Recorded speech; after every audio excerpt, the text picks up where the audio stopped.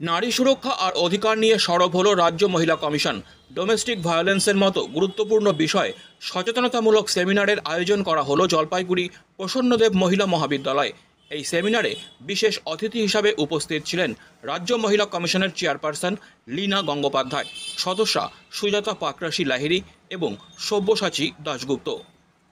ছাত্রীদের সঙ্গে সরাসরি মত বিনিময়ের মাধ্যমে চেয়ারপারসন তুলে ধরেন, নারী অধিকার কেবল আইন নির্ভর নয়, সমাজের প্রতিটি স্তরে এর চর্চা ও প্রয়োগ জরুরি। তিনি আরও বলেন, রাজ্য মহিলা কমিশন রাজ্যের প্রতিটি প্রান্তে, বিশেষত উত্তরবঙ্গে বহু গার্হস্থ্য সমস্যার সফল সমাধান করেছে। কমিশনের পক্ষ থেকে একটি হোয়াটসঅ্যাপ নম্বর চালু রাখা হয়েছে, যেখানে যে কোনো নারী তার সমস্যা জানাতে পারেন। অভিযোগ পেলে কমিশন নিজে থেকে পদক্ষেপ করে আইনানুগ সহায়তা দেয়। কমিশনের কাছে যে কোনো মহিলা যে কেউ রিচ করতে পারেন, যে কোনো বয়সে, এবং কমিশন লাইক আমব্রেলা যে খানিকটা ছাতার মতোই রক্ষা করার চেষ্টা করে, মেয়েদের সমস্যাগুলোকে অ্যাড্রেস করে। যে কোনো উইমেন রিলেটেড ইস্যু আমরা অ্যাড্রেস করতে পারি, আমাদের করার কথা। তো সেক্ষেত্রে পৌঁছানোটাও খুব সহজ, একটা হোয়াটসঅ্যাপ করলেই হয়ে যায়।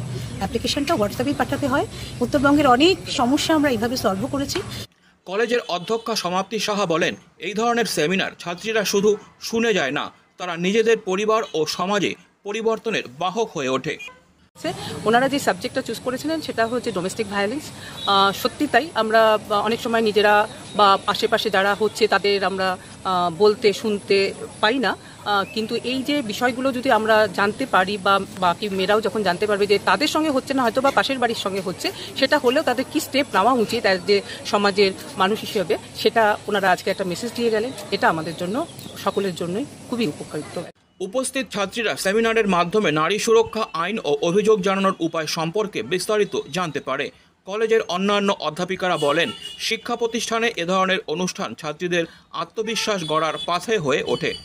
সব মিলিয়ে এদিনের সেমিনার যেন হয়ে উঠল সাহসের পাঠশালা, যেখানে নারী কেবল ভুক্তভোগী নয়, সচেতন এবং সশক্ত নারী হয়ে ওঠার দিশা পেলেন জলপাইগুড়ির ছাত্রীরা।